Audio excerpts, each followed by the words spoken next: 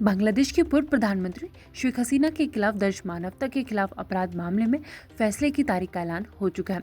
जी हां, international crime tribunal of Dhaka यानी ICT 17 नवंबर सोमवार को अपना फैसला सुनाएगी। आज फैसले से पहले आईसीटी के आसपास सुरक्षा के कड़े इंतजाम किए गए थे। सरकारी वकील ने हसीना के खिलाफ 5 गंभीर आरोप लगाए, जिसमें हत्या, अपराध रोकने में नाकामी और मानवता के खिलाफ अपराध सबसे अहम है। सरकारी वकील ने उनके लिए फांसी की सजा मांगी है। हसीना की पार्टी अवामी लीग ने गुरुवार को सुबह से शाम तक नेशन वाइड लॉकडाउन करने का ऐलान किया। मामले के बढ़ते तनाव को देखते हुए बांग्लादेश हाई अलर्ट पर है। देश भर के एयरपोर्ट्स और अहम इमारतों पर पुलिस और सेना बल भारी मात्रा में तैनात की गई है। चलिए आपको बता देते कि आखिरकार ये पूरा मामला कहां से शुरू हुआ। घटना की शुरुआत 5 अगस्त 2024 को हुई, जब बांग्लादेश में शेख हसीना की सरकार का तख्ता पलट हुआ। इससे पहले और बाद में देश भर में भारी प्रदर्शन, आगजनी और हिंसा देखी गई। सरकार पर आरोप लगे कि प्रदर्शन कर रहे छात्रों को गिरफ्तार कर उन्हें टॉर्चर किया गया और उन पर फायरिंग भी की गई।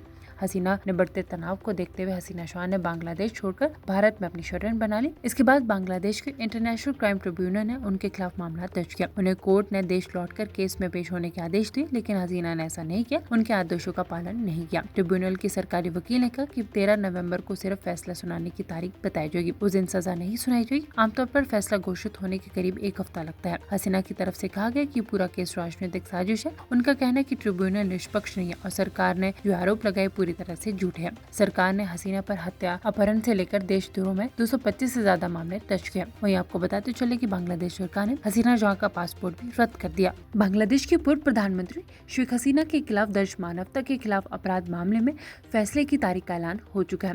जी हां, international crime tribunal of Dhaka यानी आईसीटी 17 नवंबर सोमवार को अपना फैसला सुनाएगी। आज फैसले से पहले आईसीटी के आसपास सुरक्षा के कड़े इंतजाम किए गए थे। सरकारी वकील ने हसीना के खिलाफ 5 गंभीर आरोप लगाए, जिसमें हत्या, अपराध रोकने में नाकामी और मानवता के खिलाफ अपराध सबसे अहम है। सरकारी वकील ने उनके लिए फांसी की सजा मांगी है। हसीना की पार्टी अवामी लीग ने गुरुवार को सुबह से शाम तक नेशन वाइड लॉकडाउन करने का ऐलान किया। मामले के बढ़ते तनाव को देखते हुए बांग्लादेश हाई अलर्ट पर है। देश भर के एयरपोर्ट्स और अहम इमारतों पर पुलिस और सेना बल भारी मात्रा में तैनात की गई है। चलिए आपको बता देते कि आखिरकार ये पूरा मामला कहां से शुरू हुआ। घटना की शुरुआत 5 अगस्त 2024 को हुई, जब बांग्लादेश में शेख हसीना की सरकार का तख्ता पलट हुआ। इससे पहले और बाद में देश भर में भारी प्रदर्शन, आगजनी और हिंसा देखी गई। सरकार पर आरोप लगे कि प्रदर्शन कर रहे छात्रों को गिरफ्तार कर उन्हें टॉर्चर किया गया और उन पर फायरिंग भी की गई।